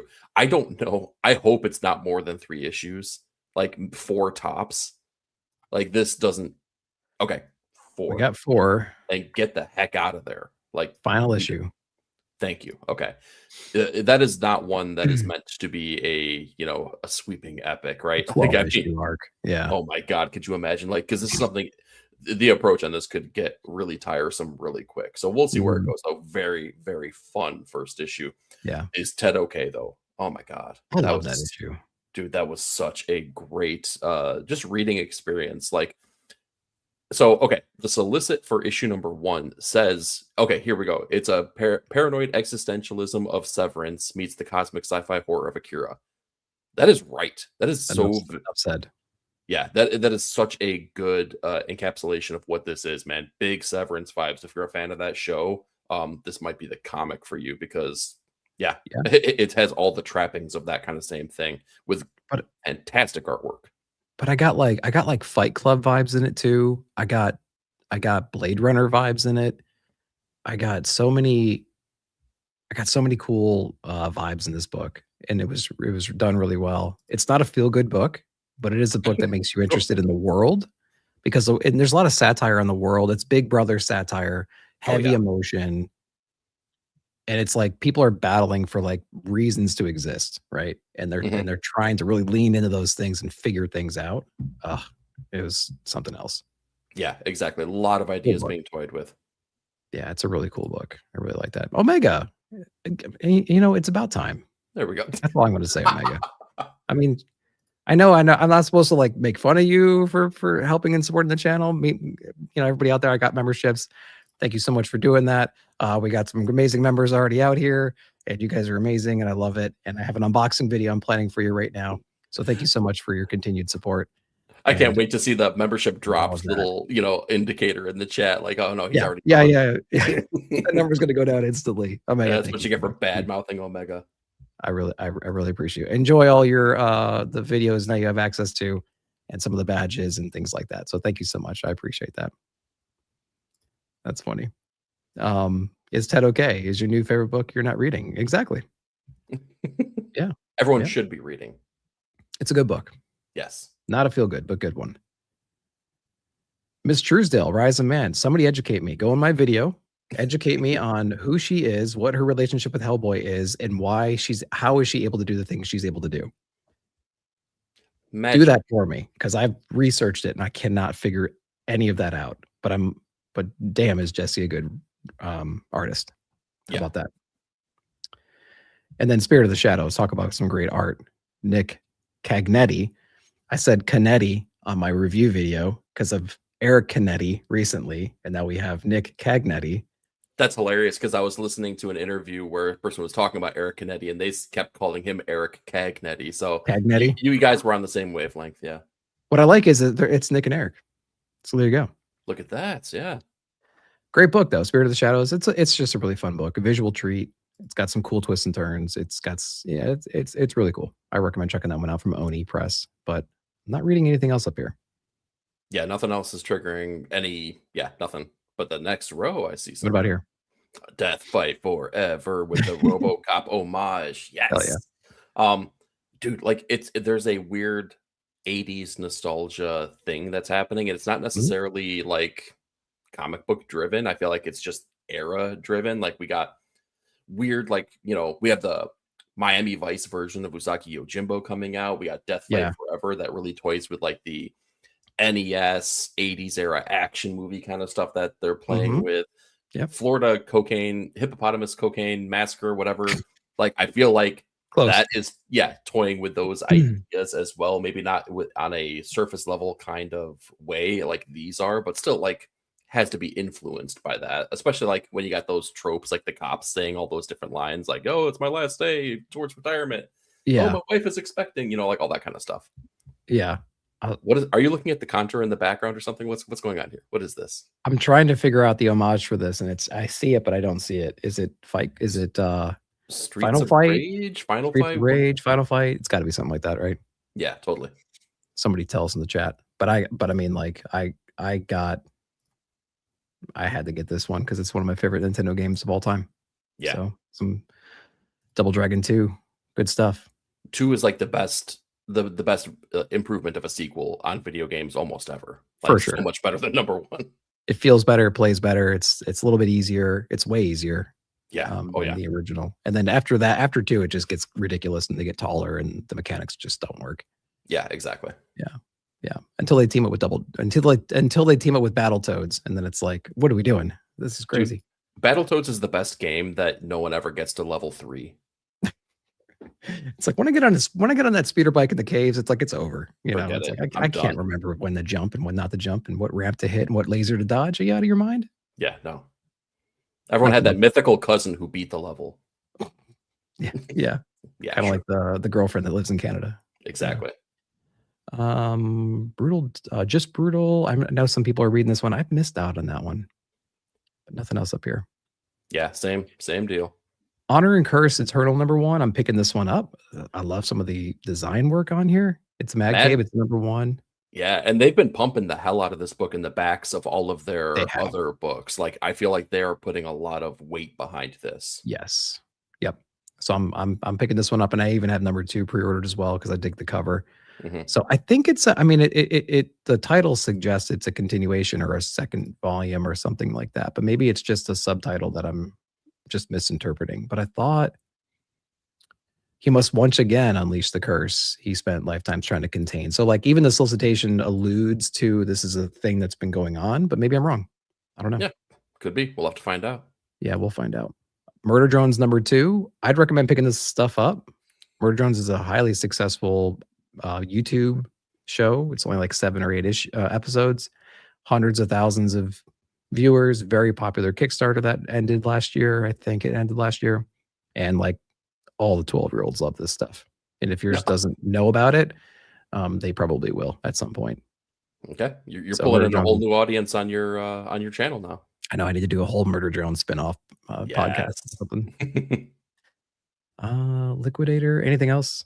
Treasury? Liquidator, it's the finale of this storyline, which is very if you like the idea of the TVA at Marvel, this is very much what that is. They're going into the timelines and finding where there's oddities and not plucking that timeline, but kind of like taking out that thing that could cause that to happen. So that's what it's all about. It's Peter Milligan. I give all of his books a chance.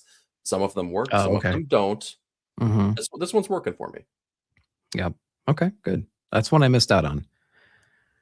The Center Holds, gotcha. Intrigued enough for issue #2. Right on. That's one I don't even remember this book. Great. Yeah, I was about to say the same thing. Yeah. Larry Hama. It sounds like something I should be aware of, but I totally missed that one. So thanks. It might be something I want to check out while it's still, reasonable. And it's only issue #2 coming out, so that's good. Yeah, hey, she's real. Mm-hmm. I'm sure she is. Sure. Yeah. Sure she is. Mm-hmm. What else is going on? We don't kill spiders. Not much on that row. Betty and Veronica Pinup Special. This is the 85th anniversary. Holy cow. That's insane. I went ahead and pre-ordered it. Yeah, I got that one. We have a Supergirl The World special edition #1. I think this is a trade, if I'm not mistaken. No, it's only 32 pages. Okay, so maybe not. Joelle Jones is on it. Cool cover. We'll see. It's a dope cover, though. Yeah, totally. I'll give it a shot. What else? Mega Ghost #1, maybe? Yeah, no. Maybe. It looks cool. It looks up our alley. It looks interesting. It looks like something we need to read for Greg. For the Greg of it all, yes. For the Greg and all of us. Nothing up here. Yeah, we're definitely no scrolling. Fortress, there you go. Fortress was cool, man. It's just like so hard because shops either you were like on top of it and you got it, or they're like Fortress. Yeah. What is that? Yeah. Strangers Publishing. It's a rough one. Yeah. Yeah. I think that might be it. All right. Not as big of a month as I thought, really. That's okay because the Lone Wolf and Cub Volume 2 hardcover comes out that last week of March as well, which is already putting a little bit of a hit on my wallet. So, and the Helena Windhorn Deluxe Edition comes out, I think, this first week of March, and all the Absolute Batman reprints came out as well, and all the Absolute Wonder Woman ones will be coming out this week or next week. And I got all of the Batman books, 1 through 14, this past week. So I was like, my pull list like doubled just in reprints, which was insane. So they just gave you a long box with your purchases, and there's like, here, go nuts. It was nuts. And I got news from the Fallout trade paperback that came out this coming week because I didn't finish that. I'm like, I'll read it and I'll enjoy it, and I'll probably put it in my C3 box or something like that for donations, So yeah, I feel like that's a trade read too. So yeah, for sure. I knew that from issue 1 and 2. Yeah. So here we go. Anyway, Eric, man, thanks for joining me, dude. As always, I know we went a little bit long. Tell the people what you got coming out. What did you come out with today, and what can people look forward to? Yeah, thanks for having me. Always a pleasure doing the look ahead here, getting me prepped for my pull list. Speaking of pull list, on the pull list, just dropped this morning here for my weekly comic book reviews, going over all my thoughts, my top pick, my runner-up, all that jazz. So make sure to go check that out. You can catch me nearly every Wednesday over at Dr. Doom's Fan Club for Ink and Insights. And the last Tuesday of every month, we do notes from the editors over at 9 Panel Grid. This last one that we did went over ICV2's top comic book releases and graphic novel releases of 2025. Very interesting stats, along with Comic Pro's 2026 hype list, we'll call it. It's like all the stuff that they announced to the retailers to say this is why your shop is going to be doing well this year. So go check that out. Good stuff. Yeah, a lot of surprises, a lot of non-surprises, and then the news was very interesting comparing publisher roadmaps. So that was always a good time as well. But thanks, guys. We appreciate everyone joining us, especially Omega. Man, especially Omega. Still a member. Man. It's still a member. I actually got to refresh that real quick. I just lost 3. That sucks. Anyway, guys, thanks so much. We appreciate y'all. Happy reading, and we'll see you next time. Later, guys.